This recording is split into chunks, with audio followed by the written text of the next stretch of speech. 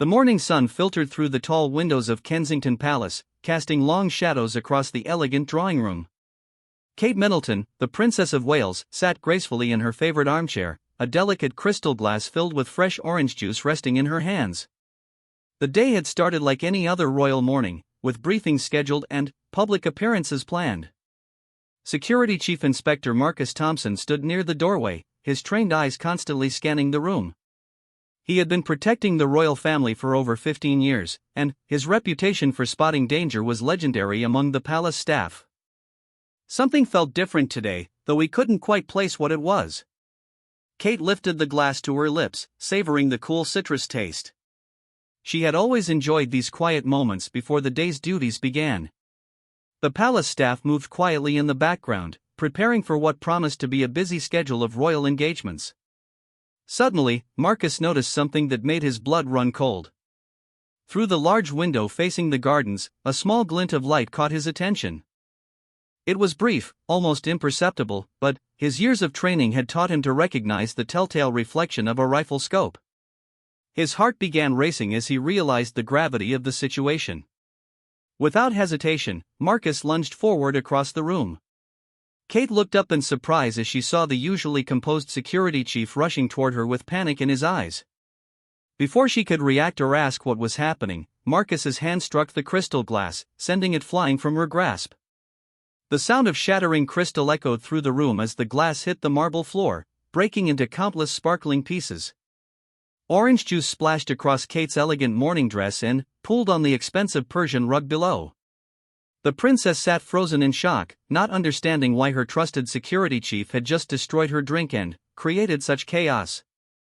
Marcus immediately grabbed Kate's shoulders and pulled her down behind the heavy oak coffee table just as a small, almost silent pop sound came from outside. A tiny hole appeared in the window where Kate's head had been just moments before. The specialized glass held together despite the impact, but Marcus knew they were dealing with a professional assassin using a suppressed rifle. Kate's eyes went wide as she finally understood what had happened. Someone had just tried to kill her, and Marcus had saved her life by knocking the glass from her hands and getting her to safety. Her heart pounded as the reality of the situation sank in. Marcus immediately activated his emergency radio, speaking in code to alert the entire security team. Within seconds, the palace would be in complete lockdown mode. No one would be allowed in or out until the threat was neutralized and the grounds were completely secure. Other security personnel began flooding into the room, their weapons drawn and ready. They formed a protective barrier around Kate while Marcus coordinated the response. He knew that whoever had taken that shot was extremely skilled and dangerous. The fact that they had managed to get close enough to target the princess inside the palace walls was deeply troubling. Kate remained crouched behind the coffee table, her mind racing with questions. Who would want to harm her? How had someone managed to get so close to the palace? Was her family safe? Were William and the children in danger too? The thoughts came rapidly, each more frightening than the last. Detective Sergeant Sarah Collins, Marcus's second-in-command, burst through the door leading a team of armed officers. She had been coordinating security from the control room when Marcus's emergency signal came through. Sarah had worked with Marcus for 8 years and knew that he would never sound a false alarm. Sarah quickly assessed the situation, noting the shattered glass, the bullet hole in the window, and Kate's frightened expression. She immediately began barking orders to secure the perimeter and search for the shooter. Every second counted in a situation like this, and she knew that professional assassins rarely worked alone. Marcus helped Kate to her feet and guided her toward the interior of the palace, away from any windows. As they moved, he explained what he had seen and why he had acted so quickly. Kate listened in amazement, realizing how close she had come to death and how Marcus's quick thinking had saved her life. The palace staff, who had been going about their normal morning routines, suddenly found themselves in the middle of a security crisis. They were quickly ushered to safe areas while the security team conducted a thorough sweep of the entire building. Nothing like this had happened in decades, and everyone was on edge. In the security control room, technicians were frantically reviewing camera footage from the palace grounds. They needed to find out how the assassin had gotten into position and whether there were any accomplices. The palace's extensive surveillance system captured every angle of the property, but finding one person among hours of footage would take time they might not have. Marcus knew that the shooter was likely long gone by now, but protocol demanded a complete search of the grounds. He had seen too many situations where criminals had remained hidden, waiting for another opportunity. The safety of the royal family was his responsibility, and he would take no chances. Kate found herself in a secure room deep within the palace, surrounded by armed guards. The contrast between her peaceful morning and the current chaos was jarring. She tried to process what had happened while security personnel worked around her to ensure her safety. Prince William was immediately contacted and briefed on the situation. He was attending a charity event across London when he received the emergency call. His security detail immediately began making arrangements to bring him back to the palace safely, using secure routes and additional protection. The children were also quickly secured at their school, with additional security personnel dispatched to ensure their safety. The threat against Kate could potentially extend to the entire family, and the security team was taking no chances with any member of the royal household. News of the incident began to spread through the palace staff, despite efforts to keep it quiet. Word of a security breach involving the Princess of Wales was impossible to contain completely. Staff members whispered among themselves, trying to understand what had happened and whether they were safe. Marcus coordinated with local police and intelligence services, sharing information about the incident and requesting additional resources. This was clearly a sophisticated attempt on the life of a senior royal, and it would require all available resources to investigate properly and prevent future attacks. The shooter's position was eventually located in a grove of trees about 300 meters from the palace. Forensic teams found evidence of the sniper's nest, including disturbed ground where a bipod had been positioned and a small brass casing from the fired round. The professional setup confirmed Marcus's worst fears about the skill level of their attacker. Security cameras from neighboring buildings were being analyzed to track the assassin's movements before and after the shooting. The Metropolitan Police had cordoned off several blocks around the palace while they conducted their investigation. The public was told only that there was a security exercise taking place. Kate's dress was carefully preserved as evidence, along with the fragments of the shattered glass. Every detail of the crime scene needed to be documented and analyzed. The orange juice stain on the rug served as a stark reminder of how close the attempt had come to succeeding. Intelligence analysts began working to identify possible suspects and motives for the attack.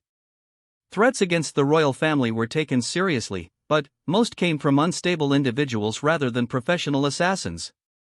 This incident suggested a much more serious and organized threat than they typically dealt with.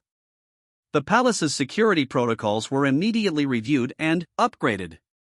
If someone could get close enough to take a shot at the Princess of Wales, then clearly their defensive measures needed improvement. Additional security personnel were called in, and new procedures were implemented to prevent similar incidents. Marcus replayed the morning's events in his mind, analyzing every detail. His quick recognition of the scope's reflection and immediate response had saved Kate's life, but he wondered what he might have missed. Professional assassins often had backup plans, and this might not be over. Kate slowly began to calm down as the initial shock wore off, but the reality of what had happened continued to weigh on her. Someone had tried to kill her in her own home, and the sense of safety she had always felt within the palace walls had been shattered along with that crystal glass. The investigation was just beginning, but already it was clear that this was no random act of violence. The precision of the shot, the professional equipment used, and the careful planning required all pointed to a sophisticated assassination attempt. The question now was who was behind it and whether they would try again. As the first part of this harrowing ordeal came to a close, Kate found herself surrounded by the best security team in the world, but also facing the frightening reality that someone wanted her dead. The shattered glass on the drawing room floor was just the beginning of a much larger and more dangerous mystery that would test everyone involved. The palace would never be the same after this morning's events. The illusion of perfect security had been broken, and now everyone would have to adapt to a new reality where the unthinkable had become possible. The guard who had shattered Kate's glass had saved her life, but he had also revealed a threat that no one had seen coming. The hunt for the assassin was about to begin in earnest, and it would lead them down a path filled with international intrigue, political conspiracies, and dangers that none of them could have imagined. The morning's peaceful routine had been replaced by a deadly game where the stakes could not be higher, and failure was not an option for those sworn to protect the crown. 3 hours had passed since the assassination attempt, and Kensington Palace had been transformed into a fortress. Every entrance was sealed, armed guards patrolled the corridors, and the usually serene atmosphere had been replaced by the tense efficiency of a military operation. Detective Chief Inspector James Morrison had arrived to take charge of the investigation, bringing with him a team of Scotland Yard's finest officers. Kate sat in the secure briefing room, still wearing her orange juice-stained dress, as she provided her statement to the investigators. Prince William had finally arrived, his face pale with worry and anger at the thought of how close he had come to losing his wife. He held her hand tightly as she recounted the morning's terrifying events. Marcus Thompson stood before a detailed map of the palace grounds, explaining to the assembled security team exactly what he had observed and how he had responded. The red dot marking the sniper's position seemed to mock their previous confidence in the palace's defenses. The shooter had chosen the perfect spot, with a clear line of sight to the drawing room and multiple escape routes through the surrounding parkland. Inspector Morrison studied the ballistics report with growing concern. The bullet recovered from the window had been fired from a high-powered rifle using specialized ammunition designed to penetrate bulletproof glass. This was not the work of an amateur or someone acting on impulse. Every detail suggested careful planning and professional execution. Sarah Collins coordinated with international intelligence agencies, sharing information about the incident and requesting any relevant threat assessments. Similar attacks on European royalty in recent months had created a pattern that was becoming increasingly difficult to ignore. Someone was targeting prominent figures across multiple countries, and Kate appeared to be the latest intended victim. The forensic team working at the sniper's position had made several disturbing discoveries. The shooter had been there for hours, possibly since before dawn, waiting patiently for the perfect moment to strike.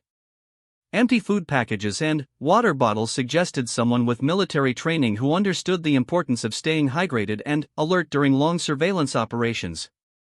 Most troubling of all was the evidence that the assassin had somehow obtained detailed knowledge of Kate's daily routine.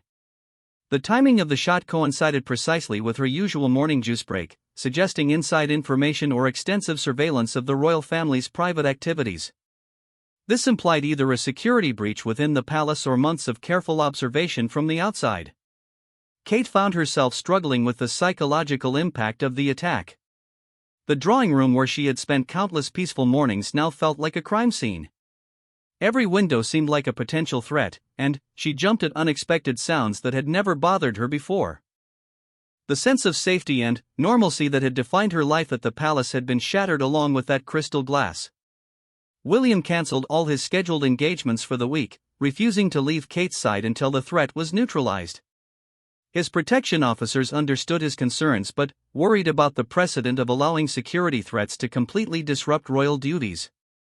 The delicate balance between public service and personal safety had been thrown into chaos.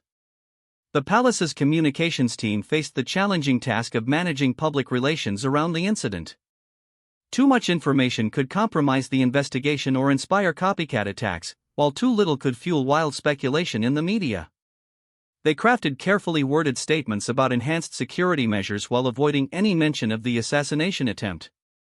Intelligence analyst Dr. Elizabeth Warren arrived from MI5 headquarters with classified files on international terrorist organizations and professional assassins. Her preliminary assessment suggested that the attack bore the hallmarks of a state-sponsored operation rather than the work of individual criminals or terrorist groups. This possibility raised the stakes considerably and expanded the investigation to include diplomatic channels. Marcus reviewed security camera footage from the past month, looking for any signs of surveillance or suspicious activity around the palace. The sheer volume of material was overwhelming, with hundreds of hours of recordings from dozens of cameras positioned throughout the grounds. Each visitor, delivery person, and maintenance worker needed to be identified and cleared. The children were kept at school under heavy guard while investigators tried to determine whether the threat extended to the entire family. Their innocence protected them from understanding the full gravity of the situation, but their security detail had been tripled, and every aspect of their daily routine was now subject to intense scrutiny. Detective Sergeant Collins discovered that the rifle used in the attack had been reported stolen from a military base in Eastern Europe 6 months earlier. The theft had been covered up by local officials, but international databases eventually revealed the connection. This suggested a sophisticated network with access to military equipment and the ability to transport weapons across multiple borders. Kate's lady-in-waiting, Lady Catherine Ashworth, had been in the corridor outside the drawing room when the incident occurred. Her testimony provided crucial details about the timing of events and confirmed that Kate's morning routine had been consistent for months, making it relatively easy for an observer to predict her location at any given time. The palace's head of security, Sir Richard Pemberton, faced intense scrutiny over the security failure. His 20-year career protecting the royal family had been exemplary, but this incident threatened to end it in disgrace. He worked tirelessly with the investigation team, determined to identify every weakness in their defenses and ensure such a breach could never happen again. Ballistics experts determined that the shot had been fired from approximately 300 meters away, requiring considerable skill and specialized equipment. The angle of the bullet's trajectory suggested the shooter had been positioned in a tree or elevated platform, giving them a clear view over the palace's outer security barriers. This level of preparation indicated months of planning and reconnaissance. International law enforcement agencies began sharing intelligence about similar assassination attempts across Europe. A pattern emerged of highly skilled snipers targeting political figures and royalty, always using similar methods and equipment. The coordination between attacks suggested a single organization rather than isolated incidents, making Kate's case part of a much larger international conspiracy. William struggled with feelings of helplessness and anger at his inability to protect his wife from such a sophisticated threat. His military background gave him insight into the level of planning required for such an operation, making him even more concerned about Kate's ongoing safety. He insisted on being briefed on every aspect of the investigation, despite protocols that typically limited royal involvement in security matters. The palace staff found themselves under intense scrutiny as investigators worked to rule out the possibility of inside assistance. Background checks were conducted on everyone with access to the royal family's schedules, from senior officials to kitchen workers. The process was thorough but necessary, as the assassin's knowledge of Kate's routine suggested access to privileged information. Technology experts analyzed the palace's electronic security systems, looking for signs of hacking or surveillance that could have provided the shooter with inside information. The discovery of several sophisticated listening devices hidden throughout the palace confirmed fears about the extent of the security breach. Someone had been monitoring the royal family's private conversations for weeks or possibly months. Kate's personal protection officer, Detective Inspector Amanda Foster, blamed herself for not noticing the surveillance equipment sooner. Her dedication to the princess had been unwavering, but she felt she had failed in her fundamental duty to keep Kate safe. The guilt weighed heavily on her as she worked with the investigation team to trace the source of the surveillance equipment. Diplomatic channels were quietly activated as investigators traced the stolen rifle and surveillance equipment back to their sources. Several foreign governments found themselves answering difficult questions about weapons security and possible state-sponsored assassination programs. The international implications of the attack were becoming increasingly complex and politically sensitive. The sniper's escape route was eventually traced through security camera footage from surrounding neighborhoods. The killer had moved with military precision, using predetermined paths that avoided most surveillance cameras and led to a motorcycle parked several blocks away. The bike had been reported stolen earlier that morning, adding another layer to the carefully planned operation. Marcus worked with architectural experts to redesign the palace's security measures, identifying blind spots and vulnerabilities that the assassination attempt had exposed. The beautiful historic building that had been home to generations of royalty now needed to be transformed into a modern fortress without losing its essential character and accessibility to the public. Kate began working with a trauma counselor, trying to process the psychological impact of coming so close to death. The counselor helped her understand that her reactions were normal and that recovery would take time. The support of her family and the dedication of her security team provided comfort, but the fear of another attempt remained constant. The investigation expanded to include financial intelligence, following money trails that might lead to whoever had funded the assassination attempt. The sophisticated equipment and international coordination required substantial resources, suggesting either state sponsorship or a well-funded criminal organization. Bank records and financial transactions across multiple countries were analyzed for suspicious patterns. News of the incident inevitably began to leak despite efforts to maintain secrecy. Rumors spread through London's social circles, and several newspapers began investigating the unusual security activity around the palace. The communications team worked overtime to manage the story and prevent panic among the public. As the second phase of this terrifying ordeal concluded, it became clear that Kate had not been the victim of a random attack but, rather, the target of a sophisticated international conspiracy. The shattered glass had been just the beginning of a revelation that would shake the foundations of royal security and force everyone involved to confront threats they had never imagined possible. The hunt for the assassin and their sponsors was expanding across multiple continents, involving intelligence agencies and law enforcement organizations from around the world. The palace walls that had once represented safety and tradition now felt like a prison, with Kate trapped inside while unknown enemies planned their next move in a deadly game where the rules kept changing. 1 week after the assassination attempt, the investigation had expanded into one of the largest international manhunts in recent history. The secure briefing room at Kensington Palace had been converted into a command center, with representatives from MI5, MI6, Scotland Yard, and intelligence agencies from across Europe working around the clock to identify the perpetrators and prevent future attacks. Kate had reluctantly agreed to maintain a modified schedule of royal duties, understanding that completely withdrawing from public life would be seen as a victory by whoever had tried to kill her. However, every appearance now required extensive security preparations that transformed routine events into military operations. The spontaneous interactions with the public that had defined her approach to royal service were no longer possible. Detective Chief Inspector Morrison presented his latest findings to the assembled security team. The surveillance devices found throughout the palace had been traced to a sophisticated criminal organization with connections across Eastern Europe and the Middle East. The group had been responsible for several high-profile assassinations in recent years, always targeting prominent political figures who opposed certain international business interests. Marcus Thompson had become something of a hero within security circles, with his split-second decision to shatter Kate's glass being analyzed in training academies around the world. However, he remained focused on the ongoing threat, knowing that the failed assassination attempt had likely made their enemies more determined and dangerous. Professional killers didn't simply give up after one failure. The international scope of the conspiracy became clearer as investigators traced financial transactions across multiple countries. Shell companies in Switzerland, weapons purchases in Bulgaria, and surveillance equipment bought through intermediaries in Singapore all pointed to a well-funded organization with global reach. The assassination attempt on Kate was just one part of a much larger operation targeting democratic institutions across Europe. Prince William had thrown himself into working with the security team, using his military connections and intelligence contacts to support the investigation.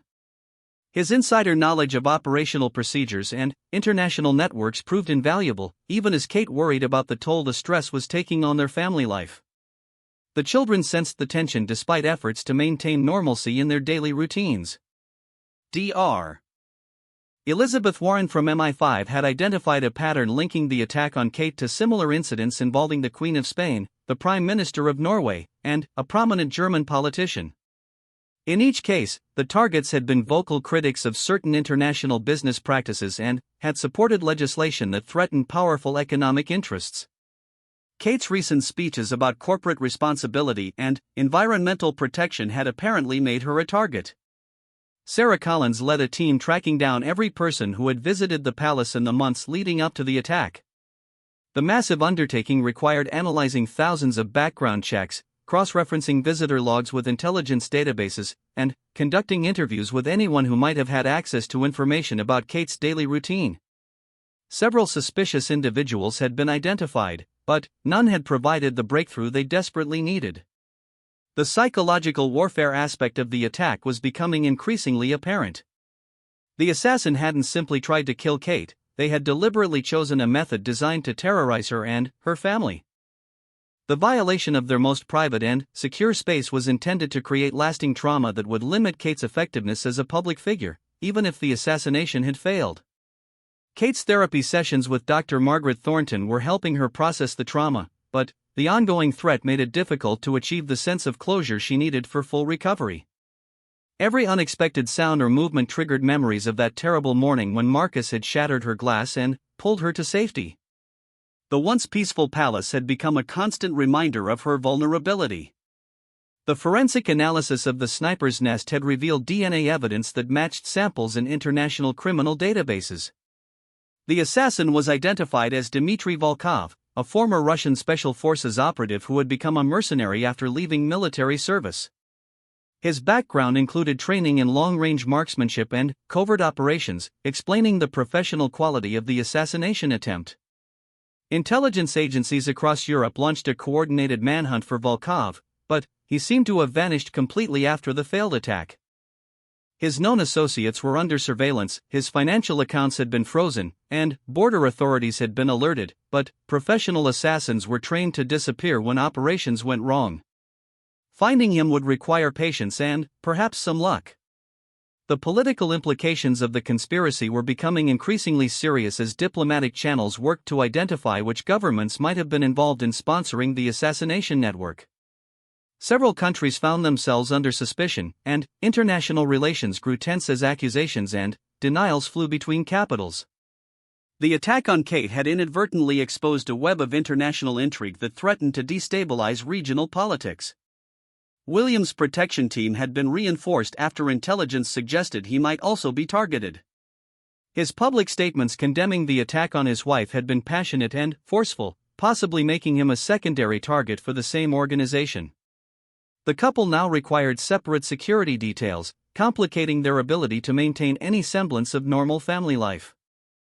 The children's school had become another secure facility, with armed guards discreetly positioned around the campus and extensive background checks conducted on every staff member. The youngsters' innocence provided some protection from the full gravity of the situation, but their daily routines had been completely restructured to ensure their safety. Palace staff found themselves living under constant scrutiny as the investigation continued to focus on the possibility of inside assistance.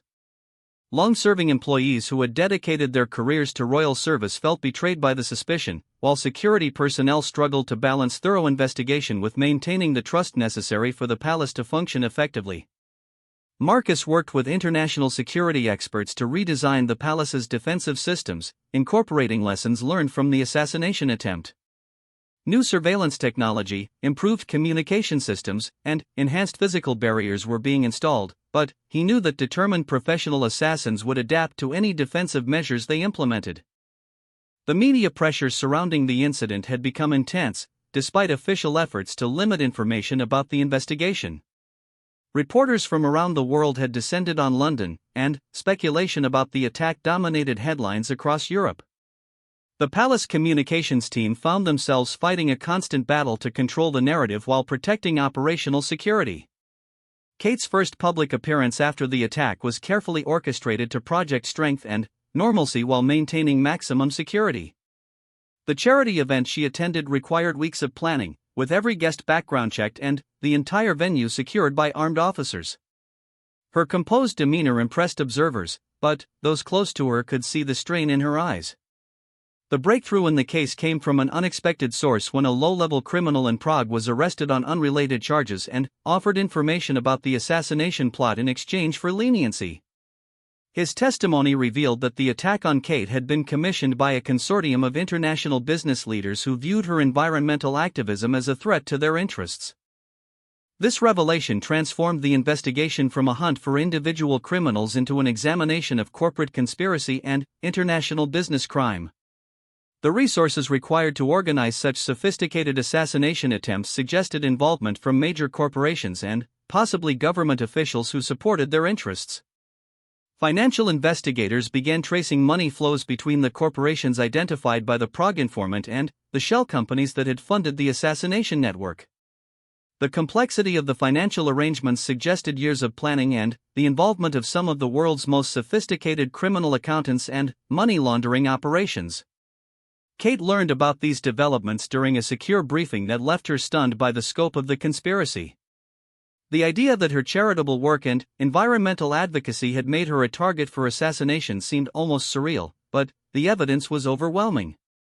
Her commitment to these causes had inadvertently put her family at the center of an international criminal conspiracy. The investigation's focus shifted to identifying other potential targets and preventing future assassination attempts. Intelligence agencies across Europe began protective details for politicians and activists who had taken similar positions on environmental issues and corporate responsibility. The conspiracy appeared to have a broad target list that extended far beyond the British royal family. William's anger at the revelations was intense, and he pushed for immediate action against the identified corporations and their executives. However, the international nature of the conspiracy made legal action complex, requiring coordination between multiple governments and legal systems. Building cases that would stand up in court would take months or years, while the immediate threat remained active. The palace's security protocols were completely overhauled based on the new understanding of the threat they faced. The enemy wasn't just a single assassin but a well-funded international network with resources that rivaled those of government intelligence agencies. Traditional security measures designed to protect against individual threats were inadequate for this level of organized opposition. Kate's resolve to continue her charitable work actually strengthened as she learned more about why she had been targeted. The knowledge that powerful interests saw her advocacy as threatening enough to justify assassination attempt proved that her work was having real impact. She was determined not to let fear silence her voice on issues she believed were crucial for future generations. The third phase of this terrifying ordeal had revealed the true scope of the threat facing Kate and others like her. What had begun with a shattered glass had uncovered an international conspiracy that challenged the very foundations of democratic institutions and environmental protection. The hunt for justice was just beginning, and the stakes had never been higher. #A guard shatters Kate's glass. Part 4. 2 weeks into the investigation, a major breakthrough came from an unlikely source. Anna Petrov, a former accountant for one of the suspected corporations, contacted MI5 through encrypted channels, claiming she had evidence that could expose the entire assassination network. Her information promised to reveal not just who had ordered the attack on Kate, but the full scope of an international conspiracy that reached into the highest levels of business and government.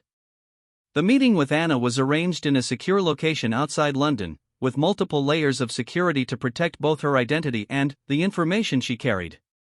Kate insisted on being present for the briefing, despite strong objections from her security team.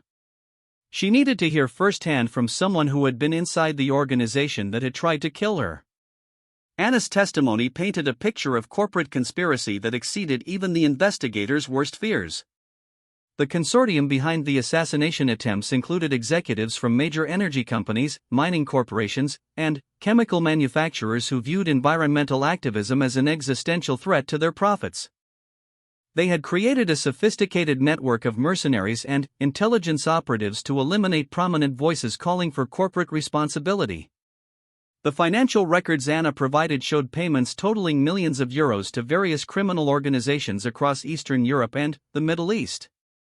Each payment corresponded to an assassination attempt on a prominent environmental advocate or political figure who had supported legislation threatening corporate interests. Kate's recent speeches about climate change and corporate accountability had placed her squarely in their crosshairs.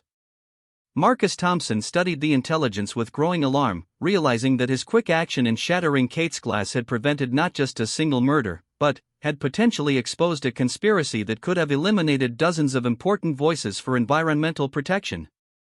The scope of the threat was far larger than anyone had imagined, and Kate had been just one target on a very long list. The evidence revealed that Dmitry Volkov, the assassin who had tried to kill Kate, was part of a team of professional killers operating across multiple countries. His colleagues had been responsible for several mysterious deaths that had previously been attributed to accidents or natural causes. The revelation that these had actually been assassinations sent shockwaves through intelligence agencies across Europe. Kate found herself grappling with the knowledge that her charitable work had made her a target for one of the most dangerous criminal organizations in the world. The idea that her advocacy for environmental protection could inspire such extreme retaliation was both terrifying and validating. It meant her voice was having real impact, but it also meant the danger to her and her family was far from over. William threw himself into working with international law enforcement agencies to build cases against the identified corporations and their executives. His military background and royal connections provided access to intelligence networks that were crucial for tracking down the conspiracy's leaders. However, the international scope of the organization made building prosecutable cases extremely complex. The children's security was further enhanced as investigators realized that targeting family members was a standard tactic for the assassination network. Schools across London were quietly briefed on enhanced security procedures, while Kate and William struggled to maintain some sense of normalcy for their young children who couldn't fully understand why their lives had suddenly become so restricted. Intelligence agencies began coordinating protection for other potential targets identified through Anna's information. Environmental activists, politicians, and business leaders who had opposed the consortium's interests found themselves under discreet protection as authorities worked to prevent additional assassination attempts. The network's target list included prominent figures across multiple countries and industries. Dr. Warren's analysis of the conspiracy revealed sophisticated psychological warfare tactics designed to create maximum fear and disruption. The attack on Kate had been timed to coincide with several major environmental conferences, with the intention of intimidating other speakers and undermining public support for environmental protection measures. The failure of the assassination had actually backfired, generating more attention for the causes Kate supported. The palace's communications team faced the delicate challenge of managing public awareness of the conspiracy without compromising ongoing investigations or creating panic. Kate's growing profile as a target of international criminals had made her even more prominent as an environmental advocate, but it had also made every public appearance a potential security nightmare. Marcus coordinated with security experts from around the world to develop new protective measures for high-profile environmental advocates.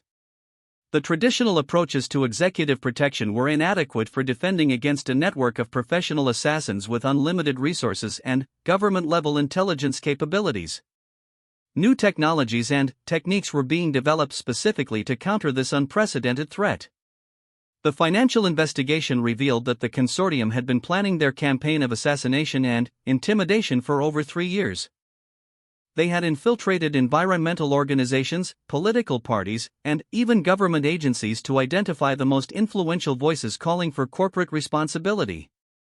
Kate's increasing prominence in environmental causes had made her a prime target for elimination. Kate's therapy sessions with Dr. Thornton evolved to address not just the trauma of the assassination attempt, but the ongoing stress of living under constant threat from a powerful international conspiracy. The psychological pressure of knowing that some of the world's wealthiest and most influential people wanted her dead was unlike anything the therapist had dealt with before. The investigation's expansion into corporate boardrooms and government offices created diplomatic tensions as several countries found their business leaders and officials implicated in the conspiracy. International relations became strained as governments were forced to choose between protecting their economic interests and cooperating with the investigation into attempted regicide. Dmitry Volkov was finally located through surveillance of his former associates, but when authorities moved to arrest him, they found only a carefully staged crime scene suggesting he had been eliminated by his own organization. Professional assassins who failed in their missions often became liabilities to be eliminated, and Volkov's death ensured that he could never testify about who had hired him. The discovery of Volkov's body provided new forensic evidence that helped investigators trace the assassination network's operations across multiple countries. His personal effects included encrypted communication devices and financial records that revealed additional targets and operational plans. The intelligence windfall helped authorities prevent several planned assassinations, but it also revealed how extensive the conspiracy had become. Kate's resolve to continue her environmental advocacy only strengthened as she learned more about the scope of the opposition she faced. The knowledge that powerful interests were willing to resort to murder to silence her voice proved that her work was having real impact on their operations. She was determined not to let fear and intimidation derail her efforts to protect the environment for future generations. The legal challenges of prosecuting an international conspiracy involving corporations and government officials from multiple countries proved immense. Evidence had to be gathered according to different legal standards, extradition treaties needed to be navigated, and diplomatic immunity claims had to be addressed. Building cases that would stand up in court required unprecedented cooperation between law enforcement agencies. William's public statements about the conspiracy attracted global attention to the environmental causes Kate supported, but they also made him a potential target for retaliation. His protection detail was expanded, and his public appearances were carefully planned to minimize exposure while maintaining his ability to serve his royal duties. The couple found themselves living in a constant state of heightened security that affected every aspect of their daily lives. The palace staff adapted to new security procedures that transformed their workplace into something resembling a military installation. Background checks were updated regularly, communication systems were encrypted, and even routine maintenance required security clearance. The historic building that had been home to generations of royalty was being fortified against threats that previous generations could never have imagined. Anna Petrov's cooperation with the investigation made her a target for elimination by the same organization that had tried to kill Kate. She was placed in protective custody and relocated with a new identity, but investigators knew that professional assassination networks had long memories and unlimited resources for tracking down those who betrayed them. The fourth phase of this terrifying ordeal had exposed the true scope of the international conspiracy that had targeted Kate and many others who dared to speak out for environmental protection. The shattered glass that had saved her life had also shattered the illusion that powerful interests would respect democratic institutions and the rule of law when their profits were threatened. The investigation was now a race against time to gather enough evidence to bring the conspiracy's leaders to justice before they could eliminate more targets or disappear entirely. Kate found herself at the center of a global battle between corporate power and democratic values, with her life hanging in the balance as authorities worked to dismantle one of the most dangerous criminal organizations in the world. #A guard shatters Kate's glass, Part 5. 3 months after Marcus Thompson shattered Kate's glass and saved her life, the international investigation had reached its climax. Coordinated raids across 12 countries resulted in the arrest of 37 suspects, including several corporate executives, government officials, and professional assassins. The evidence gathered through Anna Petrov's testimony and extensive international cooperation had finally provided enough proof to bring the conspiracy's leaders to justice. The main courtroom in London's Central Criminal Court was packed with journalists and security personnel as the first major trial began. Kate sat in the witness box, composed and dignified despite the extraordinary circumstances that had brought her there. Her testimony about the morning when her life had nearly ended would be crucial evidence in prosecuting those who had ordered her assassination. Marcus Thompson received commendations from law enforcement agencies around the world for his split-second decision that had not only saved a life but had also exposed one of the most dangerous international conspiracies in recent history. His recognition of the sniper's scope, reflection, and immediate response had prevented a tragedy that could have silenced one of the most influential voices for environmental protection. The corporate executives on trial faced charges of conspiracy to commit murder, international terrorism, and racketeering. The evidence against them included financial records showing payments to assassination networks, encrypted communications discussing target selection, and testimony from former associates who had agreed to cooperate with authorities in exchange for reduced sentences. Kate's environmental advocacy had gained international prominence as a result of the assassination attempt and subsequent investigation. Her speeches about corporate responsibility and climate change now drew massive audiences, and her charitable organizations received unprecedented support from people inspired by her courage in the face of such extreme opposition. The consortium's target list, revealed during the investigation, had included over 200 prominent environmental advocates, politicians, and business leaders across 30 countries. The scope of the planned assassination campaign shocked the international community and led to enhanced protection measures for activists and public figures who challenged powerful corporate interests. William had worked tirelessly with international law enforcement throughout the investigation, using his military connections and diplomatic access to facilitate cooperation between agencies that had never worked together before. His efforts had been instrumental in building the cases that would finally bring the conspiracy's leaders to justice, though the personal cost to his family had been enormous. The children had adapted to their new reality with the resilience that children often show, but the constant security presence and restricted activities had inevitably affected their daily lives. Kate and William worked hard to maintain family traditions and create normal experiences within the constraints of their enhanced security requirements. Dr. Elizabeth Warren's analysis of the conspiracy had revealed that similar networks existed in other regions, targeting different types of activists and public figures who threatened various corporate interests. The investigation into Kate's case had opened the door to understanding a global phenomenon of corporate-sponsored violence that extended far beyond environmental issues. The financial investigation had frozen assets worth hundreds of millions of euros, crippling the assassination network's operations and preventing funding for additional attacks. However, investigators knew that the people behind the conspiracy had vast resources and would likely attempt to rebuild their operations using different methods and intermediaries.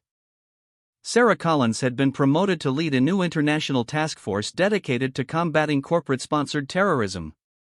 Her experience investigating Kate's case had prepared her for the complex challenge of tracking criminal organizations that operated across multiple jurisdictions with resources that rivaled those of government agencies.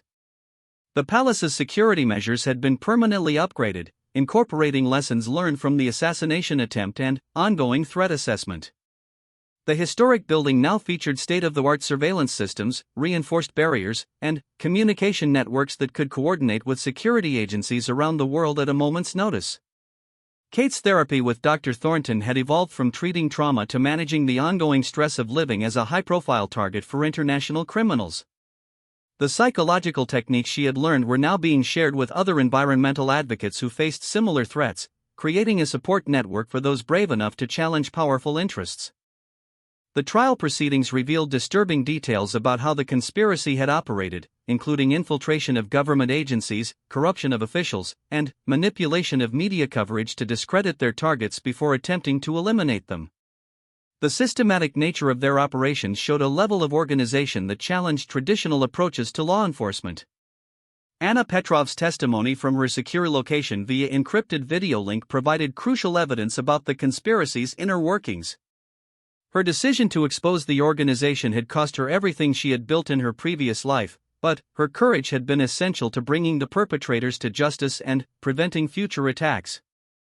The international legal cooperation required to prosecute the conspiracy had set new precedents for handling transnational criminal organizations. Legal experts predicted that the cases would influence international law for decades to come, providing new tools for combating corporate crime that crossed national boundaries. Dmitry Volkov's death had been officially ruled a suicide, but investigators believed he had been eliminated by his employers to prevent him from revealing additional information about their operations. His death served as a stark reminder of how ruthless the organization had been and how dangerous it remained for anyone who opposed their interests. The media coverage of the trials brought unprecedented attention to environmental issues and corporate responsibility. Kate's near-death experience had inadvertently created a platform for the very causes that had made her a target, amplifying her voice far beyond what might have been achieved through traditional advocacy. Marcus continued his work protecting the royal family, but his experience had changed his approach to security in fundamental ways. He now understood that the threats facing public figures who challenged powerful interests required constant vigilance and international cooperation to address effectively. The conspiracy's exposure had led to enhanced security measures for environmental advocates worldwide, with governments and organizations recognizing that corporate opposition to environmental protection could take extremely violent forms. New protocols were developed to protect activists while allowing them to continue their important work. Kate's first major public speech after the trials drew an audience of millions and was broadcast live around the world. Her message about the importance of environmental protection and corporate accountability was more powerful than ever, delivered by someone who had literally faced death for speaking these truths. The sentences handed down to the conspiracy's leaders ranged from 25 years to life imprisonment, sending a clear message that corporate-sponsored terrorism would not be tolerated by the international community. However, authorities remained vigilant for signs that the organization was attempting to rebuild its operations under new leadership. The palace drawing room where the assassination attempt had occurred was restored to its original elegance, but a small memorial plaque was installed to commemorate the security personnel who had protected the royal family from unprecedented threats. The shattered crystal glass had been replaced, but the memory of that morning would never fade. Kate's charitable organizations experienced explosive growth as people inspired by her courage donated their time and resources to environmental causes. The assassination attempt had backfired completely, generating more support for environmental protection than years of traditional advocacy might have achieved. The investigation had revealed that environmental advocates in dozens of countries had been targeted for assassination, but many of the attacks had been successfully disguised as accidents or natural causes. The exposure of these crimes led to reopened investigations and additional prosecutions, bringing justice for victims whose deaths had previously gone unpunished. William's role in the investigation had strengthened his commitment to supporting his wife's environmental work, and he became more outspoken about corporate responsibility and climate change. The couple's partnership and advocacy became even stronger as they understood the full scope of the opposition they faced. The enhanced security measures that had been implemented to protect Kate and her family gradually became less intrusive as the immediate threat receded, but they never returned to their previous level of openness. The attack had permanently changed how the royal family balanced public service with personal safety. The international cooperation that had been necessary to solve Kate's case led to the creation of permanent working groups dedicated to combating transnational corporate crime. Law enforcement agencies that had never worked together before now shared intelligence and resources regularly, creating a global network capable of responding to similar threats. As the fifth and final phase of this extraordinary ordeal concluded, Kate emerged not as a victim but as a symbol of courage and resilience in the face of unprecedented threats. The glass that Marcus had shattered to save her life had also shattered the illusion that powerful corporate interests would respect democratic institutions and human rights when their profits were at stake. The conspiracy had been exposed, its leaders imprisoned, and its operations disrupted, but the fundamental challenges that had led to the assassination attempt remained. Kate's continued advocacy for environmental protection and corporate responsibility would require constant vigilance and international cooperation to ensure that such extreme measures could never again threaten those who dared to speak truth to power. The morning when a security guard shattered Kate's glass had changed everything, exposing a darkness that few had imagined possible while also revealing the light of human courage and determination to protect democratic values and environmental protection for future generations. The threat had been neutralized, but the causes that had made Kate a target were more important than ever, and her voice would continue to be heard around the world.